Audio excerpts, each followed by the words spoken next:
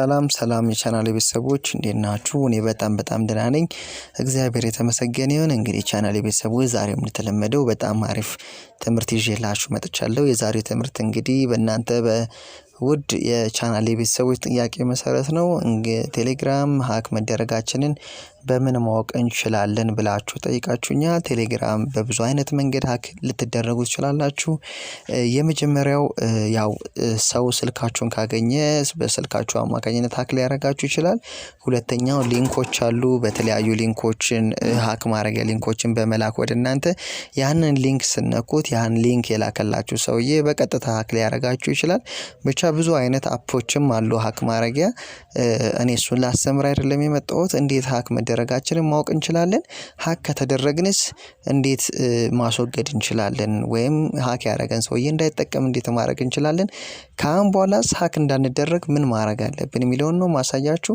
እንግዲህ ወደ ትምህርቱ ከመግባቴ በፊት ለቻናሌ አዲስ የሆናችሁ ታሪኩ ቲዩብ እባላለሁ። እዚህ ፊት ለፊት የምታዩት ቻናሌ እኔ ነው። ከላይ ታሪኩ ቲዩብ ብላችሁ ሰርች አድርጋችሁ ይሄ ይመጣላችኋል። ሰብስክራይብ አርጉ፣ እንዲሁም የደወል ምልክቷን ንኩ። በየጊዜው መለቃቸው አሪፍ ነገሮች እናንተ ጋር ቀድሞ እንዲደርስ ከማንም ቀድሞ እናንተ ጋር እንዲደርስ የደወል ምልክቷን ንኩ። ከዚህ በፊት ያስተማርኳችሁ ትምህርቶች አሉ፣ እዛ ላይ እየገባችሁ መከታተል ማወቅ ትችላላችሁ ማለት ነው ጓደኞቼ። እንግዲህ እኔ የምጠቀመው አፕ ቴሌግራም የምጠቀምበት አፕ ሞቦግራም ነው። እናንተ ማንኛውም ቴሌግራም ፕላስም ሊሆን ይችላል፣ ቴሌግራም የራሱ አፕ ሊሆን ይችላል። የተለያዩ በጣም ብዙ አይነት እኔ እንኳን እስከማውቀው ወደ 10 ምናምን አይነት የቴሌግራም መጠቀሚያ አፖች አሉ። በማንኛውም ቴሌግራም አፕ ብትጠቀሙ ሴቲንጉ ተመሳሳይ ነው። እኔ በሞቦግራም ሴቲንግ ስለማሳያችሁ እናንተ ግዴታ ሞቦግራም መጫን የለባችሁ ማለት ነው። እንግዲህ ወደ አፑ እንገባለን። ከገባን በኋላ ጓደኞቼ እዚች ጋር የምትታያችሁ 3 መስመር አለች፣ አሁን የሸፈንኳት ማለት ነው። እሷን ትነካላችሁ። ከዛ ወደ ላይ ትወጣላችሁ።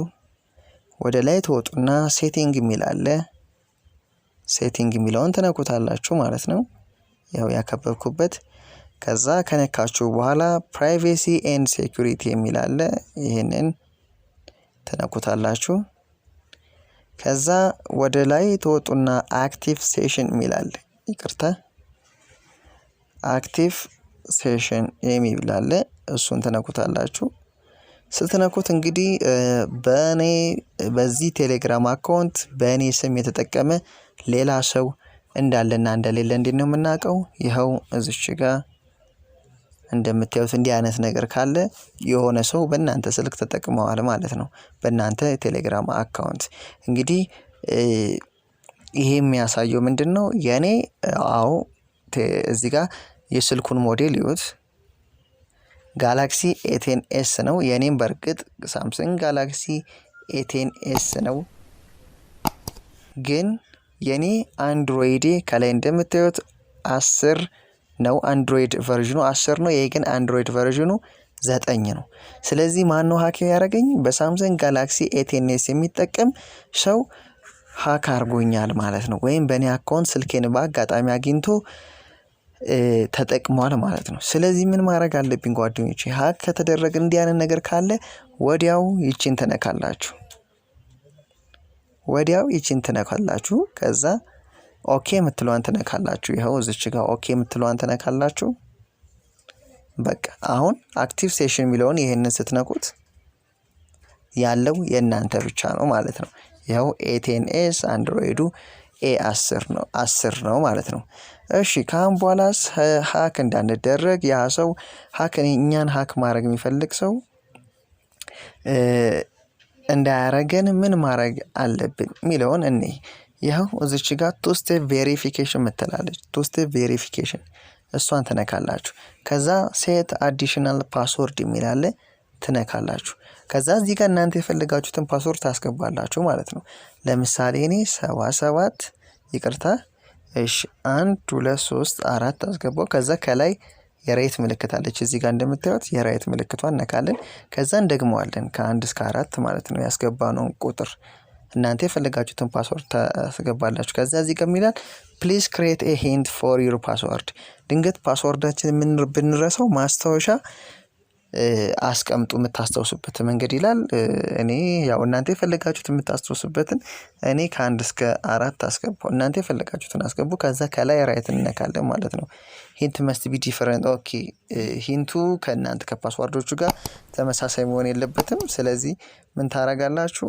1 እስከ 4 ብዬ ይኸው ኢሜል ማስገባት ከፈለጋችሁ ሪከቨሪ ኢሜል ማስገባት ትችላላችሁ። ካልሆነ ከስር ይኸው እዚህ ጋር ስኪፕ የምትለዋን ትነካላችሁ። እኔ ስኪፕ አልኩት። ከዛ if you forget your password you will lose access to your telegram account there will be no way to restore it። ፓስወርዳችሁን ከረሳችሁት ወይም የቀደሙን ሂንት ራሱ ተጠቅማችሁ ከረሳችሁት ይህንን አካውንት እንደገና ልታገኙበት የምትችሉበት መንገድ የለም ኢሜል ካላስገባችሁ ይላል። እናንተ ብታስገቡ ይመከራል። ድንገት ከረሳችሁት እኔ ስኪፕ እለዋለሁ፣ አልረሳውም ፓስወርዱን። your password for two step verification is now active ይላል። በቃ አሁን ማንም ሀክ አያረገኝም ማለት ነው። እሺ እኔ አሁን ለምሳሌ የአሁኑን ስልክ ሀክ ለማድረግ ልሞክር። እሺ ስታርት ሜሴጅ አልኩት። ከዛ ያው የአሁኑን ስልክ ቁጥር አስገባለሁ። 78 ይኸው ራይት አረኩት። ከዛ ወደ ስልኩ ሜሴጅ ይልካል ማለት ነው። ይኸው ላከ። እንደምታዩት ጓደኞቼ ኮድ ልኳል። ይኸው እንደምታዩት እሺ 40 25 6 ነው። 40 25 6 ኦኬ አልኩት። አያችሁ ኮዱን ቢያገኙ ራሱ ይሄው ቅድም ያስገባው ነው። you have enabled two step verification so your account is protected with an additional password ይላል። ይሄንን ያኛ ያስገባነው ቅድም ከ1 እስከ 4 ፓስወርድ ካላገኘ ማንም ሰው ሀክ ሊያረገን አይችልም። ይሄው ሂንቱ እዚህ ጋር ያው ሂንቱ እነሱ እንደሚያውቁት አርጋችሁ ባታስቀምጡ ጥሩ ነው። ሂንቱ ይኸውና እኔ ያው እናንተ ለማሳየት ስለሆነ ነው። ሂንቱ ያው ከ1 እስከ 4 ነው። እናንተ በረሱት ድንገት ይሄንን ሂንት ስለምታውቁት ይሄንን ፍንጭ ማለት ነው ስለምታውቁት የፓስወርዳችሁን ፍንጭ ስለሆነ ማወቅ ትችላላችሁ። እነሱ ግን ሀክ ሊያረጓችሁ ብለው ወደ ስልካችሁ የሚላከውን ሜሴጅ ቢያገኙት ራሱ በፍጹም ሀክ ሊያረጋችሁ አይችሉም። እንደዛ ካረጋችሁ ይኸው ምክንያቱም ኮድ ይጠይቃችኋል። ይሄንን ኮድ የምታውቁት ተብቻ ናችሁ። ስለዚህ ያለ እናንተ ማንም ሊከፍቱ አይችልም ማለት ነው፣ ኮዱን ካልነገራችኋቸው በስተቀር ማለት ነው። ስለዚህ አሁን እኔ ኮዱን አሁን እነሱ ይሞክሩታል። ዝም ብለው እስቲ 0909 ብለው ቢሞክሩት ራይት ቢያረጉት አይሰራም። ወይ በስም ሊሆን ይችላል። ለምሳሌ አሁን ታሪኩ ብለው ያው ይገምታሉ፣ አይሰራም። ሂንቱ ምንድነው? ከ1 እስከ 4 ነው ፓስወርድ። ይኸው ራይት ካረጉት ሰራ ማለት ነው። ስለዚህ ጓደኞቼ በእንደዚህ አይነት መንገድ ሀክ እንዳትደረጉ መጠንቀቅ ትችላላችሁ ማለት ነው። ስለዚህ በእንደዚህ አይነት መንገድ ራሳችሁን መጠበቅ ትችላላችሁ። ለዛሬ ነበረኝ ትምህርት ይመስላል። ከወደዳችሁት ላይክ፣ ሀሳብ አስተያየት ካላችሁ ኮሜንት። ትምህርቱ ይጠቅማል። በእንደዚህ አይነት ችግር በእንደዚህ አይነት መንገድ ሀክ የተደረጉ ሰዎችን አውቃለሁ ብላችሁ የምታስቡ ከሆነም ሼር አድርጉላቸውና እናንተ የተማራችሁትን ይማሩ። ወይም ሼር ባታረጉላቸውም እናንተ እዚህ ቪዲዮ ላይ ያያችሁትን እነሱ እንዲጠቀሙ ማድረግ አለባችሁ። ለዛሬ ስለተከታተላችሁኝ አመሰግናለሁ።